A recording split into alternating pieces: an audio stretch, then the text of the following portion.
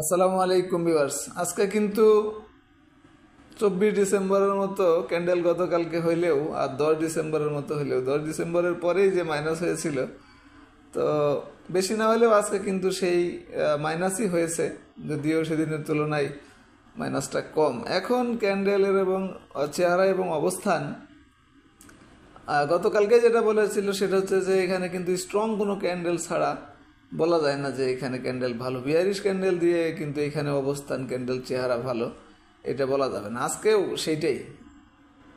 আর volume বলতে গেলে গতকালকের চেয়ে আজকে ভলিউম কিন্তু বাড়ছে, আপনারা দেখতেই পাচ্ছেন। এরপরে হিস্টোগ্রামের বার, এইটা সবচেয়ে ভালো আপনারা মনে করেন যে কাজ হয়, সেটা হলো হালকা এবং গাঢ় কালার উপরে এবং নিচে ক্রিয়েট হওয়া। এখানে যদিও একটু আপ ডাউন বেশি করার কারণে হঠাৎই আসছে গাঢ় হালকা, তবে নিচে নামার পরে কিছুদিন যে নিচে থাকেই সেটা কিন্তু আবারও প্রমাণ হলো। দেখুন আজকেও কিন্তু হিস্টোগ্রামের বার লম্বা এবং গাঢ় হয়েছে। আর ম্যাকডি অনুযায়ী সেল সিগন্যাল যে প্রথম দিনই দিয়েছে সেটা কিন্তু এখনও সেই নিচেই আছে, অর্থাৎ উপরে ক্রিয়েট না হওয়া পর্যন্ত। তবে এর আগে বুঝতে হলে হালকা হয় কিনা এটাই দেখার বিষয়।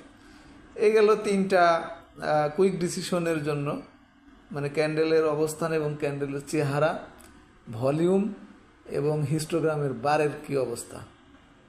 আর একটু কনফার্মেশনের জন্য সেটা হচ্ছে এক নম্বরে দুইটা ইন্ডিকেটরই কিন্তু এখন মার্কেটের নিচে, অর্থাৎ মুভিং অ্যাভারেজ 14 দিন অনুযায়ী যেটা এবং ম্যাকডি দুইটাই নিচে।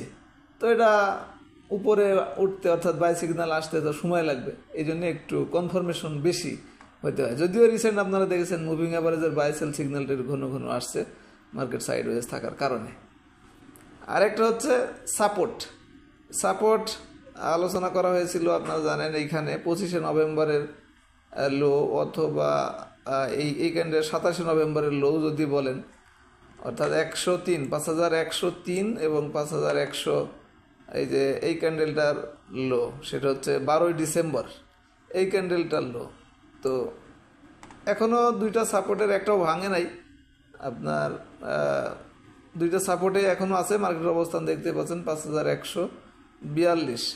এখন দেখা যাক এইখানে মার্কেটে সাপোর্ট পেয়ে যদি কিছু অনার করে, যদিও লাল ক্যান্ডেল হইলেও ক্যান্ডেলগুলি ছোট হয়ে গেছে, এখন সেটাই দেখার বিষয় আর কি। তাহলে দুইটা ইন্ডিকেটর এবং সাপোর্ট, এই দুটো হলো একটু কনফার্মেশনের জন্য। আশা করি বুঝতে পেরেছেন। এই মার্কেটেও আপনারা দেখেছেন জেড ক্যাটাগরিজ অনেক স্টকই কিন্তু আজকে হল্টেড দেখছেন। তো বি ক্যাটাগরিজের পাশাপাশি কিছু আছে, এই জন্যই সার্চ রেজাল্টগুলো রিসেন্ট আমি এনগালফিং এবং বি ক্যাটাগরি থেকে রানিং আইটেম দেখে এখান থেকে চুজ করার জন্য বলা হয়। বিশেষ করে মার্কেট 2টার পরে যারা এটা সার্চ দিতে পারেন না, তারা সার্চে কতটুকু কাজ হয় বা না হয় সেজন্যই কিন্তু আমি সার্চ রেজাল্টগুলো দেখাই প্রতিদিন, এটা আপনারা চেক করার জন্য।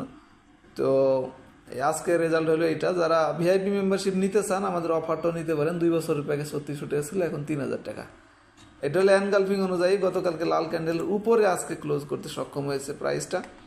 আর হচ্ছে বি ক্যাটাগরিজ থেকে রানিং আইটেম যেটা বললাম, এটা এখানেও কিন্তু রেজাল্ট দেখুন 16টা, এবং পোটেনশিয়াল স্টক কিন্তু যেগুলি যাবে এর মধ্যে দিয়ে যেতে হবে। তো সুতরাং এই লিস্ট থেকে আপনি যদি চোখ রাখেন তাহলে অবশ্যই আপনি যদি মানে শর্ট টাইমের জন্য আর কি যেটা বলা হচ্ছে কথাগুলো, তো সেটাতে আপনি এখান থেকে আপনার পছন্দ করতে সহজ হবে।